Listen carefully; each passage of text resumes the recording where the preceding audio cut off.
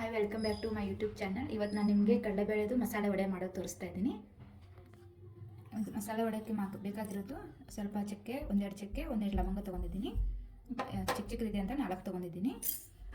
ಮತ್ತು ಇಷ್ಟು ಶುಂಠಿ ತೊಗೊಂಡಿದ್ದೀನಿ ನಾನು. ಒಂದು ಸ್ವಲ್ಪ ಶುಂಠಿ, ಸ್ವಲ್ಪ ಬೆಳ್ಳುಳ್ಳಿ.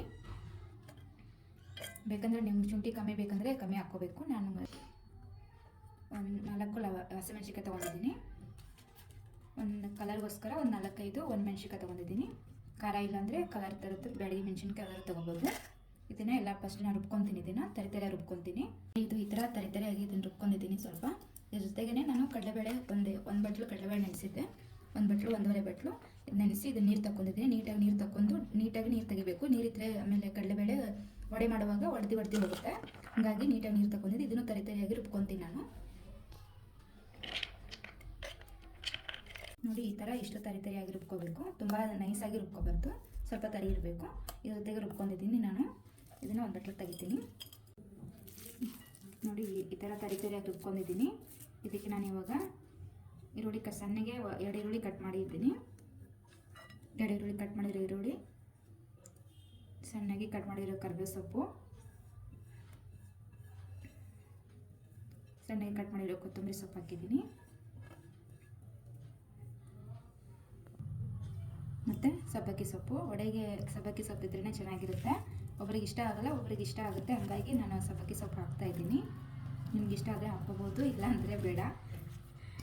ನೋಡಿ, ಈ ಥರ ಎಲ್ಲ ಮಿಕ್ಸ್ ಮಾಡ್ಕೊತಾ ಇದ್ದೀನಿ ನೀಟಾಗಿ. ಫಸ್ಟೆಲ್ಲ ಮಿಕ್ಸ್ ಮಾಡ್ಕೋಬೇಕು, ಆಮೇಲೆ ಉಪ್ಪು ಹಾಕ್ಕೊತೀನಿ ಲಾಸ್ಟಲ್ಲಿ.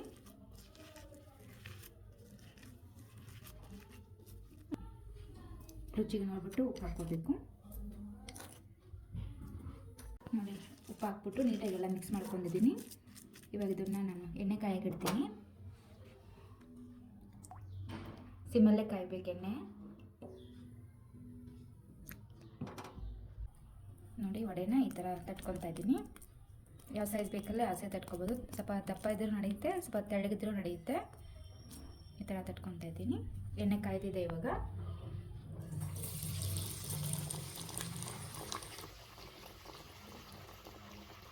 ಮೀಡಿಯಮ್ ಉರಿಯಲ್ಲಿ ಮಾಡಬೇಕು, ತುಂಬ ಸಿಮ್ಮಲ್ಲೂ ಮಾಡಬಾರ್ದು, ತುಂಬ ಜೋರಾಗೂ ಇರಬಾರ್ದು ಗ್ಯಾಸು.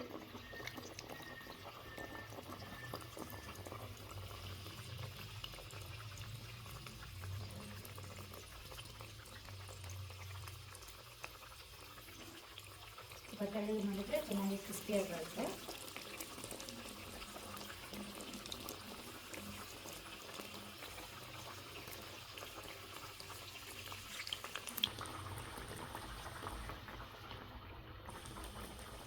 ಸ್ವಲ್ಪ ಕೈಗೆ ನೀರು ಹಚ್ಕೊಂಡು ತಟ್ಟಿದ್ರೆ ಕೈಗೆ ಅಂಟಲ್ಲ ಅಂತಾರೆ. ಹಾಗಾಗಿ ಸ್ವಲ್ಪ ನೀರು ಕೈಗೆ ಹಚ್ಕೊಂಡ್ಬಿಟ್ಟು ತಟ್ಟಿದ್ರೆ ಕೈಗೆ ಅಂಟ್ಕೊಳ್ಳಲ್ಲ.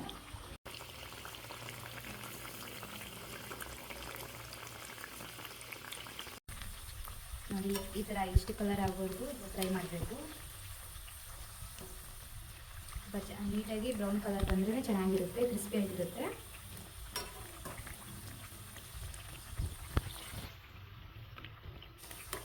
ನೋಡಿ, ಆಗಿದೆ ಇವಾಗ.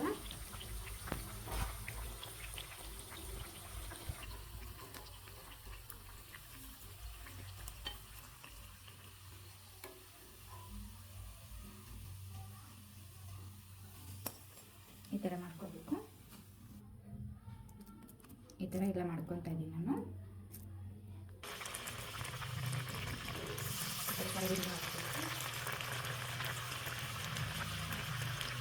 ಬೇಕಂದರೆ ಒಬ್ಬರು ಒಂದು ಕೊಬ್ಬರಿ ಹಾಕ್ಕೊತಾರೆ, ಹಸಿ ಕೊಬ್ಬರಿನ ಸಣ್ಣ ಕಟ್ ಮಾಡಿ ಹಾಕ್ಕೊತಾರೆ. ಬೇಕಂದರೆ ಹಾಕ್ಕೊಂಡು ನಾನು ಹಾಕಿಲ್ಲ. ಈ ಥರ ಎಲ್ಲ ವಡೆ ಮಾಡ್ಕೊತೀನಿ ನಾನು. ನೋಡಿ, ಈ ಥರ ಎಲ್ಲ ನಾನು ಫ್ರೈ ಮಾಡ್ಕೊಂಡಿದ್ದೀನಿ ವಡೆನ. ಈ ಥರ ಎಲ್ಲ ಫ್ರೈ ಮಾಡ್ಕೊಂಡು ನೋಡಿ ನಾನು ತೋರಿಸ್ತೀನಿ ಎಷ್ಟು ಕ್ರಿಸ್ಪಿಯಾಗಿದೆ. ನೋಡಿ, ತೆಳ್ಳಗೆ ಮಾಡ್ಕೊಂಡ್ರೆ ತುಂಬ ಕ್ರಿಸ್ಪಿಯಾಗಿ ಬರುತ್ತೆ. ಈ ರೆಸಿಪಿ ನಿಮಗೆ ಇಷ್ಟ ಆದರೆ ಪ್ಲೀಸ್ ಲೈಕ್ ಮಾಡಿ, ಶೇರ್ ಮಾಡಿ, ಕಮೆಂಟ್ ಮಾಡಿ. ನನ್ನ ಯೂಟ್ಯೂಬ್ ಚಾನಲ್ನ ಸಬ್ಸ್ಕ್ರೈಬ್ ಮಾಡ್ಕೊಳ್ಳಿ.